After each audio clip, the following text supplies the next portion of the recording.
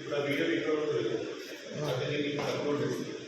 చేసేటప్పుడు ప్రాసెస్ ఏంటి, వీడియోని ఎట్లా అప్లోడ్ చేయాలి, యాడ్స్ ఇవ్వాలి, ఎంత స్క్రీన్స్ మనకి లాస్ట్ వస్తాయి కదా అవేలా ఇవ్వాలి. మరి ఒకసారి వీడియో ప్లేయర్ సబ్టైటిల్స్ వీడియో పైన సబ్టైటిల్స్ వస్తుంది, అవి ఇవ్వాలి, అన్ని తెలుస్తుంది. దానికోసం వీడియో ఇవ్వాలి.